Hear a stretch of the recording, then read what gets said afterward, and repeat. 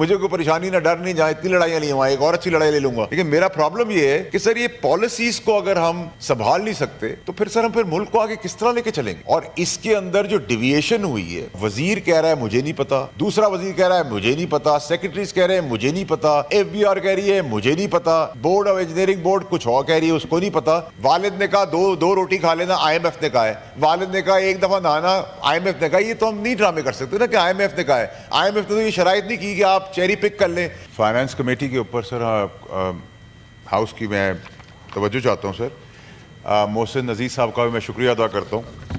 ہم نے ہمیشہ بات کی ہے پالیسیز کی ایگزسٹنس کی اور کنٹینیویشن کی. ایک ایس آر او نکالا گیا تھا چیئرمین صاحب میری سابقہ پارٹی اور میری سابقہ حکومت کے دور میں، جس میں محسن عزیز صاحب نے بھی اس کو انڈورس کیا پی ٹی آئی کے، اور میں ان کا شکر گزار ہوں کہ انہوں نے سچ کا ساتھ دیا.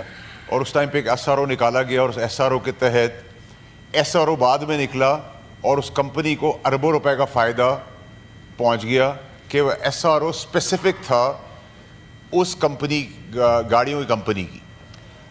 رپورٹ کیا گیا ہے میڈیا پہ غلطی سے کہ شاید وہ میرا کاروبار ہے. میں کلیریفائی کرنا چاہتا ہوں میرا کاروبار نہیں، میں تو حق پہ بزنس کو آگے بڑھانے کی بات کر رہا ہوں. اور اس وقت ایک ایس آر او کے تحت ایک اسپیسیفک کمپنی ایک اسپیسیفک اسپیسیفکیشنز کے تحت اربوں روپے کا فائدہ پہنچایا گیا. ایس آر او بعد میں نکلا اور امپورٹس جو تھیں وہ پہلے ہو گئیں. اس کا مطلب مالک کو پتہ تھا. اس وقت میں نے پرائم منسٹر صاحب کی توجہ دلائی تو ان کو بھی یقیناً نہیں پتہ تھا. آج ہم نے ایک اور چیز دیکھی کہ کنٹینیوشن آف پالیسیز ہمارے پاس آج بھی موجود نہیں ہیں. آج ہم ہائیبرڈ گاڑیوں کو دیکھ رہے تھے تو اس پہ جب فائنڈنگ شروع کی گئی تو اس میں بڑا عجیب سا چیئرمین صاحب چیز دیکھنے کو آئی. جو دیکھنے کو آئی چیز وہ یہ کہ ایک پالیسی پرائم منسٹر شہباز شریف صاحب نے دی، ایک policy prime minister Imran Khan صاحب نے دی، ایک پالیسی کو پھر انڈورس کیا شہباز شریف صاحب نے. اس پالیسی کو بائیفرکیٹ کر دیا گیا اور جو وہاں موجود نہیں تھے ڈپارٹمنٹس ان کے اوپر ڈال دیا گیا. پہلے نام آ گیا منسٹر انڈسٹریز کا کہ انہوں نے کیا ہے. ان کے ڈپارٹمنٹ نے کہا کہ ہم نے نہیں کیا، انجینئرنگ بورڈ نے کیا ہے. انجینئرنگ بورڈ کو بلا لیا تو انہوں نے کہا جی ایف بی آر نے کیا. اب ہوا کیا ہے کہ ایک آرٹیکل ہے، ایک اسکیجول 8 کے تحت آئٹم 73 کو اومٹ کر دیا ہے بغیر کسی کو بتائے، اور ایک نیا سرچارج لاگو کر کے ایک پالیسی کے تحت لاکھوں ڈالرز کا انویسٹمنٹ کرا کر اس پالیسی کو ڈیویٹ کر دیا.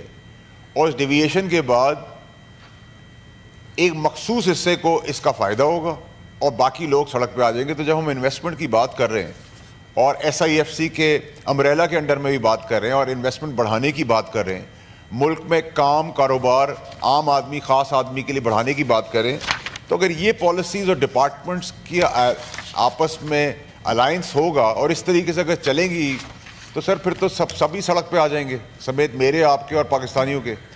اب توجہ دلانے کی بات یہ سر کہ یہ جب اومٹ کیا گیا تو آج تک کسی کو پتہ نہیں ہے. Heads should roll now. اب تو ہمیں اس کی اسحاق ڈار صاحب کی موجودگی کا فائدہ اٹھاتے ہوئے ہم چاہیں گے کہ وہ بھی اس ایشو کو دیکھیں اور اس میں جو ملوث افراد ہیں ان کی اکاؤنٹیبلٹی ہو، ان کو پنشمنٹ ملے.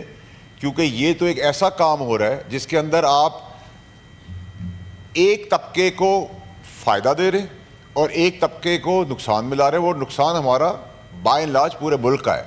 اس میں ہوا یہ کہ جی پھر آپ نے الیکٹرک کارز کے اوپر بھی ڈیوٹی امپوز کر دی.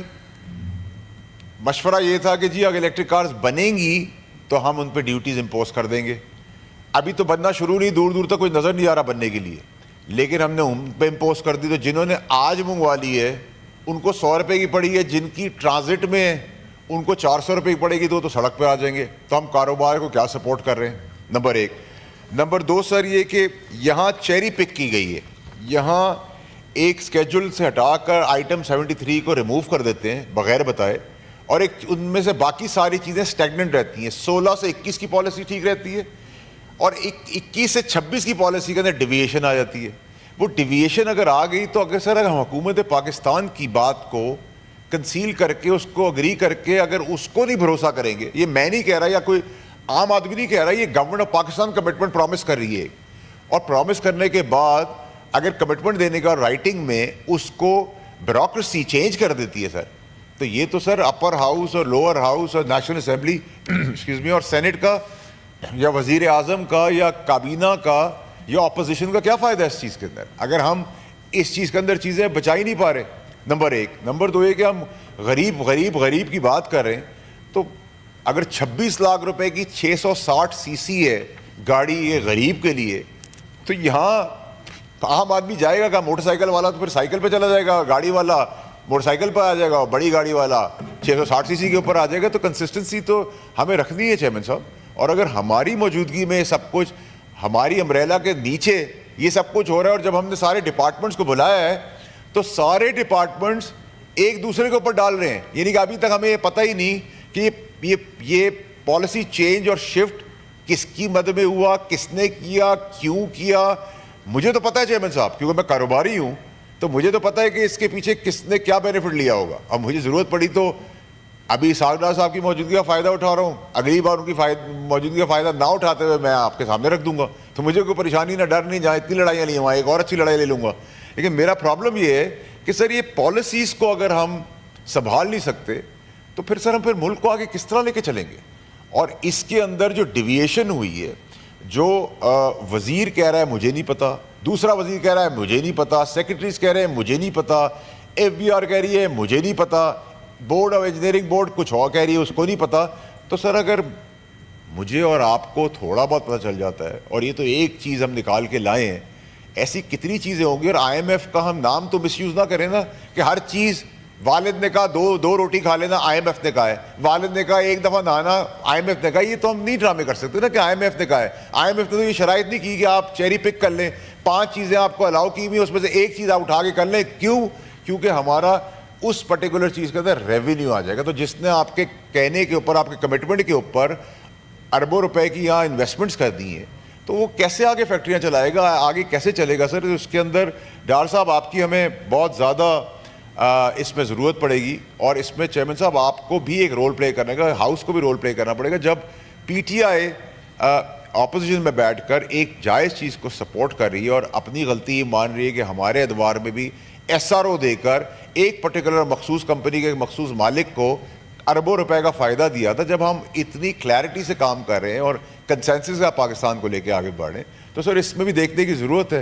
हर चीज़ तो हम ये नहीं कह सकते कि जी हमें हर चीज़ IMF ने कह दी, IMF ने जो की है मजबूरी है, ठीक है जी, कुछ की है, कुछ चीज़ तो IMF ने नहीं की। IMF ने कहीं नहीं कहा 10 चीज़ों में से एक चीज़ पे आप कर दें और 9 पे ना करें। वो तो यूनिफाइड, अगर आपने करना है यूनिफॉर्म तरीके सब पे कर दें या सब पे ना करें। ये पॉलिसीज़ की जो डिविएशन है सर, इसको देखना और एड्रेस करना सर बहुत ज़रूरी है। बहुत शुक्रिया आपका।